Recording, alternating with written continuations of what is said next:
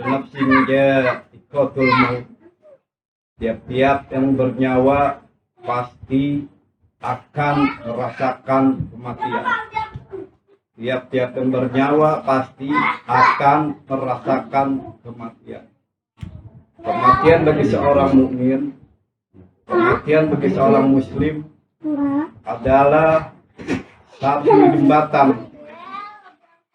jembatan untuk berjumpa dengan kekasihnya. Kekasihnya yang dikasihi oleh Yang Maha Kasih. Jadi awalnya yang bulan kemarin sudah saya bicarakan, yang sudah saya sampaikan bahwa dasarnya kita berada di alam ruh. Asal kita berada di alam ruh. Dari alam ruh kita masuk ke alam rahim seorang ibu.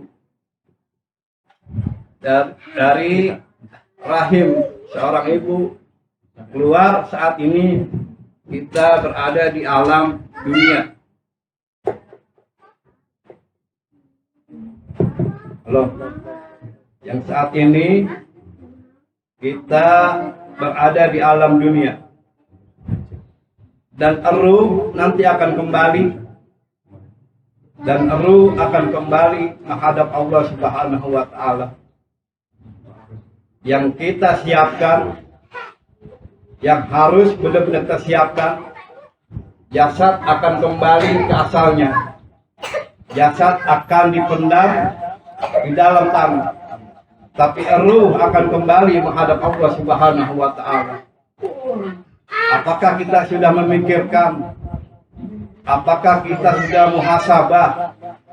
Apakah kita sudah mengintrospeksi hak-hak jasad kita dan hak-hak ruh kita? Apa hak-hak jasad kita?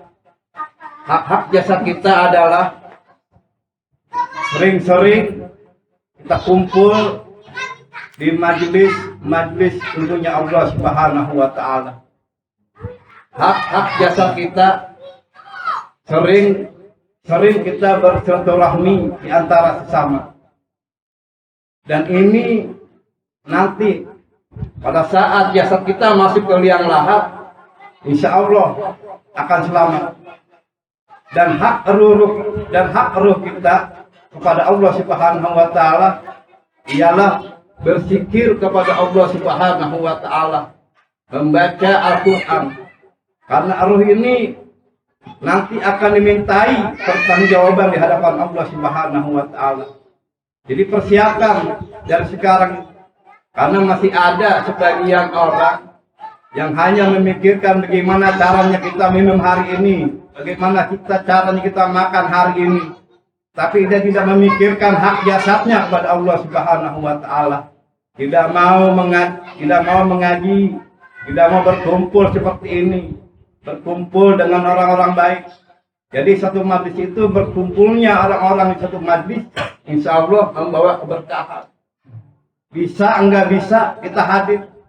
Hadirnya kita aja udah dicatat. Catat apa? Sama dengan orang sholat sunnah 1000 rakaat. Sekarang kita pernah nggak sholat sunnah 1000 rakaat? Kali aja kita lihat-lihat imam dulu. Siapa imamnya nih? Wah, alhamdulillah. Ya, dia mah jam 10 kelarnya. Ada terawih lagi. Berapa ya, Pak? Besok kemana ya? Pak Maman? Pak Maman ada aman nih, datang apa kagak dia nih? Kayaknya nggak datang nih di kerebutan. Kagak terawih lagi, weh. Jadi intinya kita kembali kepada qalbu. Gimana cara kita kembali pada qalbu kita? Perlu syariat yang diperlukan, hakikatnya harus diperlukan dengan tarekat, agar kita ini kembali kepada Allah Subhanahu wa Ta'ala selamat. Karena beruntung di dalam majlis itu satu jalan kita untuk menuju Allah Subhanahu wa Ta'ala. Di dalam majlis itu tersambung hubungan kita dengan baginda Rasul Sallallahu Alaihi Wasallam. Dan di dalam majlis itu tatapan kasih sayang Allah, rahmat Allah tercurah kepada orang-orang yang mau hadir dan duduk di majelis ilmunya Allah Subhanahu wa taala. Jadi mudah-mudahan nih, kita yang kumpul pada malam hari ini, baik yang belum kumpul bisa istiqomah mengikuti rutin kita, yakni kita saling bersilaturahmi di antara sesama.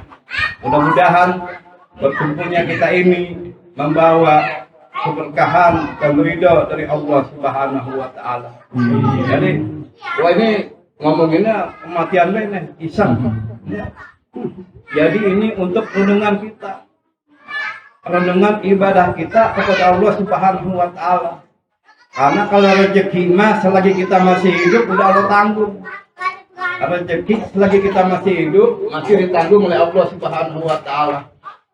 Kalau kita sudah wafat ya selesai udah rezeki kita. Habis putus. Makanya manfaatin selagi kita sehat walafiat, gunakan dengan kebaikan. Akan bernilai ibadah untuk kita. Poinnya biar kita selamat menghadap Allah Subhanahu wa taala. Hadirin rahimakumullah. Jadi inti pertemuan pada malam hari ini, Jumat hari, yuk sama-sama kita introspeksi diri kita, ibadah kita kepada Allah Subhanahu wa taala. Renungin diri kita nih. Pada saat kita masuk ke liang lahat, diadanin, dikomatin, setelah dari liang lahat ini ada pertanyaan-pertanyaan dari malaikat-malaikatnya Allah Subhanahu wa taala. Disitulah poinnya kita selamat atau tidaknya. Makanya tanam kebaikan-kebaikan selagi kita masih ada di dunia. Coba renungin tuh. Setelah kita dari alam barzah, nanti dihidupkan kembali, digiring kita ke alam mahsyar. Apa itu alam mahsyar? Tempat berkumpulnya. Nanti berkumpulnya orang-orang itu, hamba-hamba Allah itu macam-macam. Kalau dia ada di dunianya berbuat berzina, buat haram, orang yang sering berzina di dunia ini itu nanti dia alam mahsyar tuh dia merakak tuh wajahnya seperti, mohon maaf, kirdun, yang ada monyet wajahnya. Itu berlaku nanti pasti itu bagi orang-orang yang sering berzina. Kalau dia belum bisa tobat kepada Allah Subhanahu wa taala. Dan orang-orang yang memakan bukan haknya, memakan harta haram. Nah itu nanti di alam mahsyar itu dilihat. Mukanya seperti babi, mukanya. Lihat. Makanya buru-buru dah kita. Taubatan masih taubat. Karena di dunia ini mah kita hidup hanya sekelas seperti musafir. Kita transit langsung jalan lagi. Tapi di akhirat nanti perjalanan, waduh, belum naik, belum turun. Intinya kalau kita mau selamat, saya pun sering introspeksi, terutama keluarga saya, anak-anak saya semuanya. Jadi tujuan kita sebagai kepala keluarga, orang-orang yang tua, kita sebagai ketua itu, minimal selamatin dulu anak dan istri keluarga kita. Allah nyuruhnya, ya ayyuhalladzina amanu qu anfusakum wa ahlikum nar. Jaga dirimu dan keluargamu dari api neraka. Allah nyuruhnya jaga diri kita nih. Keluarga, anak-anak kita. Maka jadikan anak-anak itu aset buat kita. Apa aset buat kita anak itu? Anak suruh ngaji, anak di pesantren nih, agamanya kuatin. Nah itu nanti yang bakal jadi aman tuh kita tuh. Karena itu termasuk apa kata Nabi, tabungan kita di akhirat, anak-anak yang soleh. Anak-anak yang pahalanya terus mengalir untuk orang tuanya. Kita mah di alam barzah udah gak ada apa-apa. Ini mah mentang-mentang orang tua udah nggak ada, nggak bisa orang tua beli wafat, mainin HP, ya selfie sama bapaknya. Siapa itu bapak? Siapa lahir pak? Siapa lahir pak? Itu bapaknya kalau bisa bangun lagi dibunuh anaknya. Itu harus kita jaga. Jadi perbaiki diri kita dulu, keluarga kita, saudara kita, lingkungan kita. Minimal di lingkungan ini, di lingkungan kita ini ada seperti kegiatan-kegiatan agama seperti ini. Apa harapan kita? Turun keberkahan dari Allah Subhanahu wa taala. Kalau satu kampung, satu wilayah turun keberkahan Allah Subhanahu wa taala, nyaman hidup aman. Makanya timbul rasa keikhlasan kita antar sesama. Kan kalau ikhlas mah banyak tafsirannya. Ada yang bilang kalau ikhlas itu seperti kita buang bak. Buang bak tahu apa buang bak? Buang air besar. Kalau kita mau nyomot lihat air segar, kan gitu. Jadi ikhlas seperti itu. Jadi kita kalau udah tangan kanan yang ngasih, minimal kiri nggak usah tahu. Urusannya udah langsung kepada Allah Subhanahu wa Ta'ala. Jadi terapkan diri kita, keluarga kita untuk terus muhasabah diri, memperbaiki diri untuk ibadah pada Allah Subhanahu wa Ta'ala. Renungin ya, kita bakal menghadap Allah Subhanahu wa Ta'ala. Kemarin teman saya itu Bang Taufik Lala, jadi pelawak itu. Itu beliau masih cacatan di WA tuh. Taufik Lala. Nah itu pagi-pagi dia olahraga, naik sepeda. Itu makan Indomie 2, Indomie, telur 1. Jadi dia main sepeda, jalan. Nah dia berhenti di bengkel sepeda. Apa yang dia omong di bengkel sepeda tuh? Oh, saya berat amat yang dibawa sepeda. Berat. Nah di toko sepeda ini ada polisi. Ada bawa polisi 1. Apa dia bilang? Saya berat apa sepeda saya bencong? Sepeda saya tolong dibetulin, tolong dibenerin. Paling bikin pusing. Dia minta air nih sama orang bengkel itu. Itu minum segelas. Minta air sampai 2 gelas minum. Pertama segelas, kedua minum lagi, krek. Ini. Itu langsung nggak ada. Itulah umur. Itu Allah buktiin tuh kalau orang baik tuh. Ini saya yakin. Bang Taufik ini min ahlil khair. Kenapa? Ternyata di balik diamnya beliau itu sering bersedekah kepada orang-orang tuh. Orangnya enteng tangannya untuk bersedekah ke temannya. Kenapa? Biasa kalau orang sakaratul maut itu capek, aus. Nah tapi ini luar biasa. Allah dengan gerak Allah, izin Allah dikasih minum dulu tuh 2 gelas langsung. Itu kan luar biasa, enggak demi seperti itu. Jadi orang dia tidak mensusahkan saudaranya, tidak apa, langsung hari itu dia duduk minum 2 gelas lahir. Biasa kan kalau orang yang dia kagak iman ke Allah, sama orang tua galak, sama saudara kagak akur, tetangga nggak akur, itu susah banget hidupnya, ngas-ngasan. Jadi apa yang ada di dunia ini, apa yang dia selama ini dia jalanin di dunia, itu nanti terlihat pada dia saat syarakatul maut. Jadi kalau dia amal kebaikan, senyum dia enak lihatnya. Ada gambaran di surga nih, dari semuanya baik-baikan nongol tuh. Jadi bohong itu. Di alam kubur itu sepi, itu bohong. Itu di alam kubur itu ramai.